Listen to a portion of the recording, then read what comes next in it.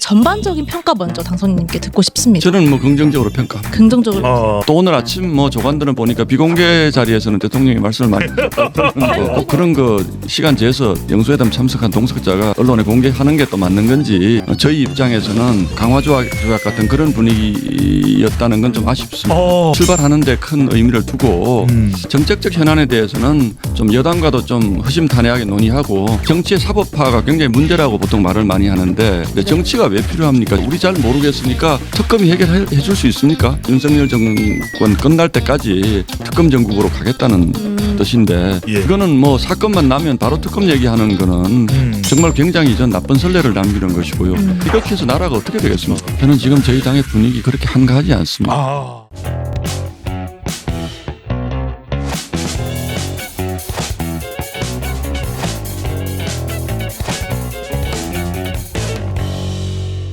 윤석열 대통령과 이재명 민주당 대표가 만났습니다.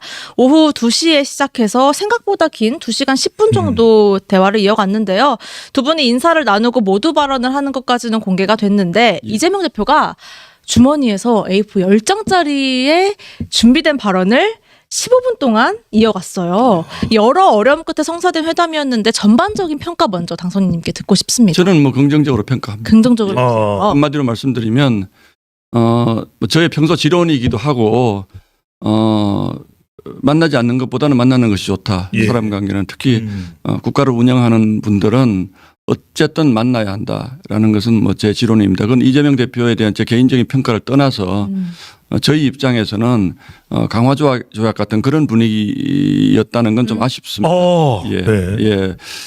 사실 뭐 이재명 대표께서 15분 동안 읽으셨다고 하는데 사실은 그 내용들을 보면 이제 지지자들에게 나 오늘 이런 얘기 다 했어 라고 이제 사실은 이제 어필하는 뭐 이런 내용들이 많아서 물론 그런 내용도 뭐 대통령께서 들어서 고개 끄덕끄덕 하셨다고 하니까 마음속에 남아 있었을 것 같고 그러나 뭐 또 한편으로는 야당 대표가 그동안 못 만났으니까 충분히 한번 하시고 싶은 말씀 있으면 한번 해보세요. 라는 뭐 면모를 보여준 것도 그렇게 나쁘지 않았다. 뭐 첫걸음에 그렇게 멀리 뛰려고 하다 보면 넘어질 수도 있잖아요. 그래서 그런 것보다는 일단은 어제는 또 오늘 아침 뭐 조간들은 보니까 비공개 자리에서는 대통령이 말씀을 많이 하셨다고 하는데 15대 15비율. 뭐 시간을 다 재서 천준호 실장이 공개했다고 하는데 꼭 그런 거 시간 재서 영수회담 참석한 동석자가 언론에 공개하는 게 또 맞는 건지 그것도 사실은 좀 의문스럽습니다. 그런데 어쨌든 15분 동안 뭐 야당 대표가 하실 수 있는 말씀 끊지 않고 다 들어드린 것은 아주 잘한 일이다 이렇게 생각합니다. 신당선님께 이거 좀 국민의힘 내부에서는 이런 또 지적이 나오더라고요. 그러니까 뭐 편안하게 이야기를 하면 될 텐데 이재명 대표가 굳이 그게 10페이지로 알려져 있는데 그런 원고를 꺼낼 필요가 있었느냐. 그래서 뭐 일각에서는 본인이 지금 피의자 피고인데 원고를 꺼내서 내가 피고가 아니라 원고다.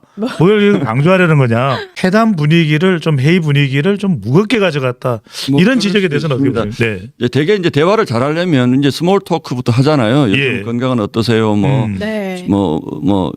예를 들자면 뭐 음식은 뭘 좋아하세요? 이제 이런 얘기들 많이 하시는데 조금 너무 심각하게 간 건 있죠. 그런데 저는 또 어제 그 회담이라는 것이 너무 가볍게 또 보이는 것도 국민들에게는 별로 바람직스럽지 못했다라는 생각을 하고 그러나 이제 지금 이번 국회의원 선거에서 저희가 이제 뭐 어쨌든 패했다는 것이 언론의 대체적인 평가니까 저쪽이 승자의 입장에서 왔다라고 생각할 수는 있지만 그러나 대통령은 역시 국가 원수 아닙니까? 뭐 그런 아량을 보여줄 필요는 있었다라고 생각을 하고 저희 국민의힘에서도 뭐 그런 부분들을 너무 예민하게 뭐 굴욕을 당했다라든지 이렇게 평가하는 것은 오히려 저는 대통령에게 도움이 되지 않는 평가라고 저는 생각합니다. 독대가 없었던 점에 대해서는 조금 아쉽다. 공동 합의문이 안 나온 것에 대해서도 좀 아쉽다. 이런 얘기들은 있는데요. 어떻게 보세요? 그런데 이제 제 생각입니다만은 뭐 과거에 이제 중요한 얘기는 독대에서 많이 나오긴 했죠.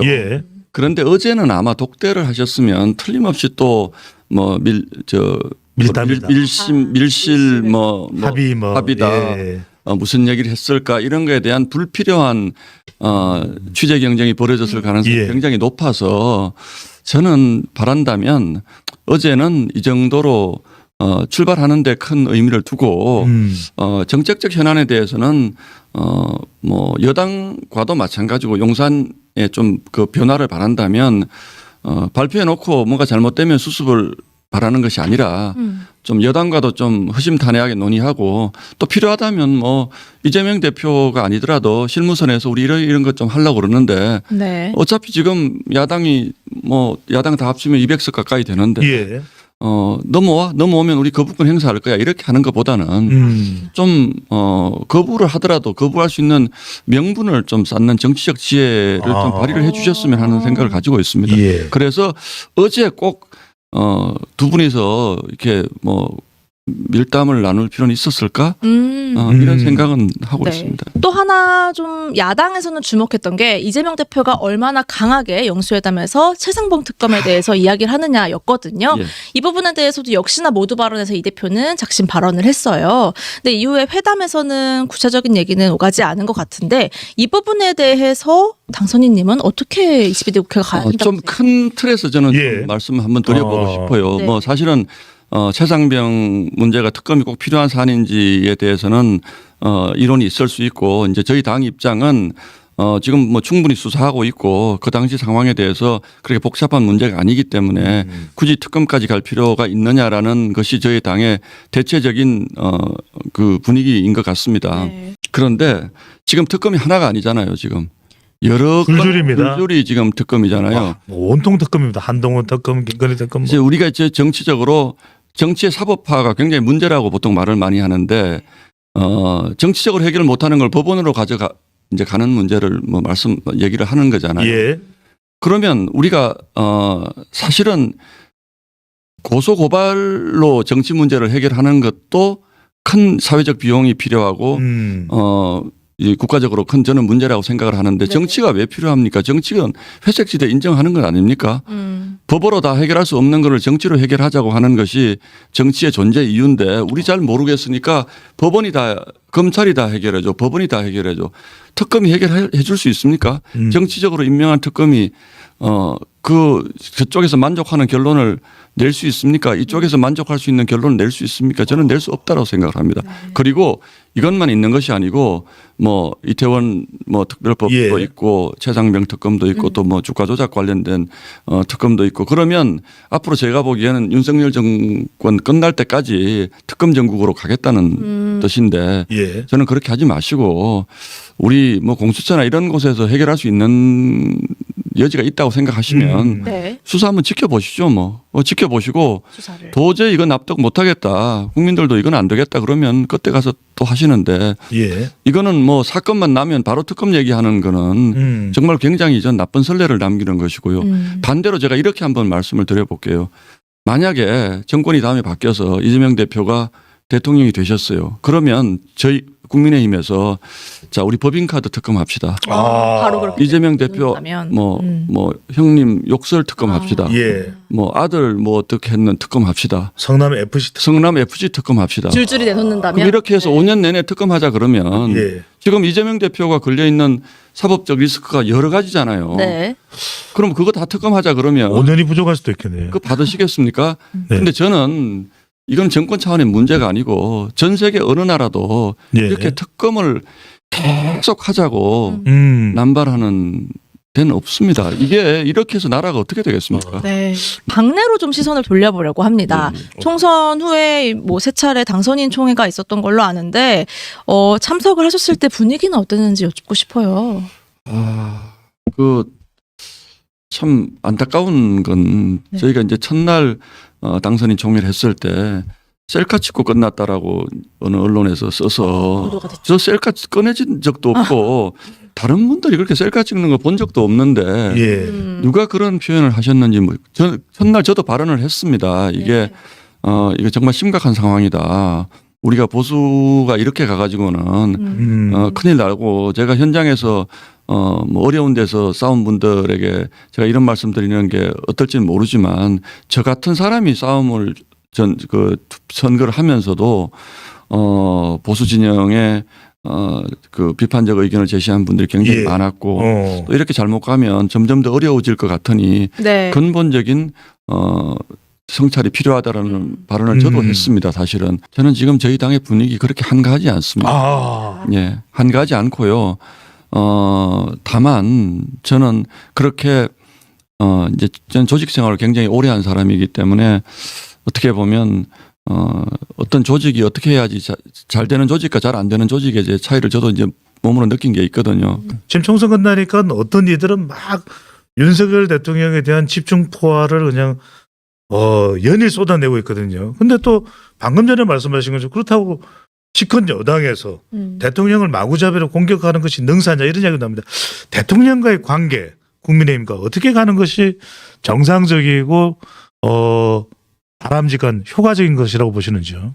모든 조직에서 최종 결정권에 있는 분은 굉장히 고독합니다. 네. 저도 뭐 TV조선 보도본부의 최종 결정권자로서 일을 해봤는데 네. 바로 그 밑에 있는 분도 이해하지 못하는 부분이 분명히 있죠. 예. 그런데 그 제 주변에 뭐 높은 보직을 가지신 분들이 저한테 찾아와서 처음부터 끝까지 이거 당신 잘못했어요라고만 한다면 그거는 조직을 잘 되게 하자는 건 아니라고 받아들일 가능성이 매우 높습니다. 네. 그래서 저는 사람을 쓰더라도 이 국가에 대한 일테면 헌신의 자세가 되어 있는 분인지 또는 이 정권이 잘 되기를 바라는 사람인지 이런 것들을 잘 가려서 그렇지만 또 무조건 예스맨이다 이런 분들은 곤란하죠. 지금 이 국면에서 예스맨만 써서 어떡하겠습니까?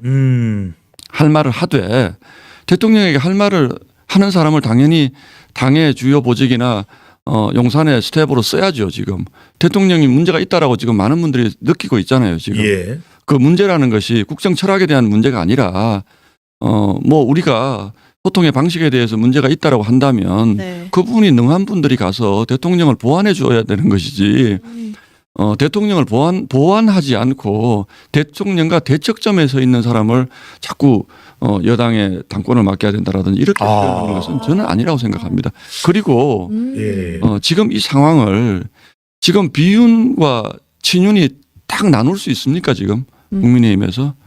어떤 분은 친윤이라고 그러고 어떤 분은 비윤이라고 하는데 네. 이거는 그냥 언론이 편의상 쓰는 말씀 그 분류법일 뿐이고 실제로 제가 많은 분들을 만나보면 네. 우리가 친윤이라고 생각하시는 예. 분들도 대통령에 대해서 비판적인 시각을 가진 분들도 있고요. 또 비윤이라고 하시는 분들도 대통령이 어렵지 않겠냐 이렇게 말씀하시는 분들 많습니다. 그거는 저희 당을 걱정하고 국가를 걱정하고 예. 대통령을 걱정하는 거죠. 대통령 성공해야죠. 네. 그게 우리 나라를 위해서 좋은 것 아닙니까? 어느 대통령이 됐든. 그러니까 모두가 친윤이 돼야 된다. 대통령과 나라와 또 당의 성공을 위해서 어떤 면에서는 모두가 친윤이 돼야 된다. 또 모두가 비윤이 될 필요도 있다. 할 말은 해야 어떤 면에서는. 네. 예. 총선 직후에는 당내에 한창 총선 책임론이 오가기도 했습니다. 뭐 홍준표 대구시장도 한동훈 전 비대위원장을 공개적으로 저격하기도 했고요. 이에 대해서 한동훈 전 위원장이 또 간접적으로 반박을 하기도 했습니다. 이런 책임론 공방은 여러모로 당과 정부에 좋지 않다고 보십니다. 저는 책임을요 이런 큰 뭐 선거라든지 또는 기업에 있어서의 뭐 큰 뭐 행사라든지 이런 책임을 사람에게 돌리면 네. 제일 편합니다. 그런 방식이군요. 제일 편합니다. 너 때문이야. 예, 제가 그 뭐 늘 저희 후배들에게 이래서는 안 된다라고 네. 하면서 하는 농담이 있습니다. 방송사에서요 시청률 떨어지면요 앵커 바꾸자 그럽니다. 제일 쉬우니까. 예, 제일 쉬우니까. 네. 왜냐하면 앵커 한 명 바꾸고 나면 몇 개월은 다들 마음이 편안하니까. 그래서 저는 한동훈 위원장을 공격하는 프레임이나 대통령을 공격하는 프레임도 일정 부분 그런 측면이 없지 않다라고 저는 생각을 합니다. 그래서 그분들 책임이면 저희는 책임이 없나요? 당원들은 책임이 없나요? 그렇게 마음 편하게 가면 쉽죠. 예. 그런데 개인에게 자꾸 책임하지 말고 우리가 국민들로부터 멀어진 이유가 뭘까라는 네. 좀 더 다른 각도에서 생각해봐야 한다고 생각을 합니다. 그렇다면 이거 여쭤보고 싶은데요. 지금 당 안팎에서 한동훈 전 위원장을 과연 언제 복귀시켜야 하느냐, 언제 등판해야 하느냐로 좀 갑론을박이 있는 것 같습니다. 한동훈 위원장이 나온다면 국민이 부를 때 나오는 게 맞지 않을까 싶은데 저는 여기서 이를테면 국민이 잊어버리면 억지로 기억을 소환하기는 어렵다고 생각하고요. 한동훈 위원장이 필요하다면 국민이 한 번은 부르지 않겠습니까?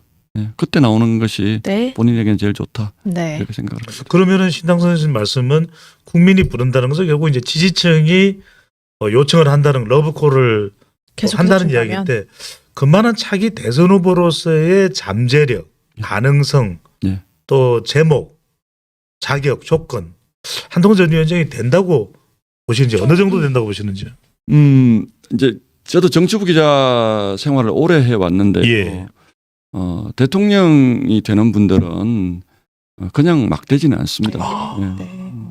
일정 부분에 팬덤이 굉장히 빨리 생기고요. 물론 삼김 이런 분들은 워낙 오래 정치를 하셨기 때문에 예. 뭐 이분들은 좀 예외로 하더라도 노무현 전 대통령도 마찬가지고 박근혜, 이명박 이런 분들은 굉장히 팬덤이 빨리 생긴 네. 분들이거든요. 그래서 윤석열 대통령도 마찬가지입니다. 그런 점에서 보면 한동훈 위원장은 뭔가 대중에 어필할 수 있는 뭔가가 있긴 있는 분이죠. 그런데 저는 이렇게 생각을 합니다. 아까 질문 주시는 거 연장선에서 보면 물이 끓어야 넘치죠. 근데 한 50도쯤 되는 물에 라면 넣으면 맛이 없잖아요. 네. 예, 이걸로 대답을 저는 가름하겠습니다. 예.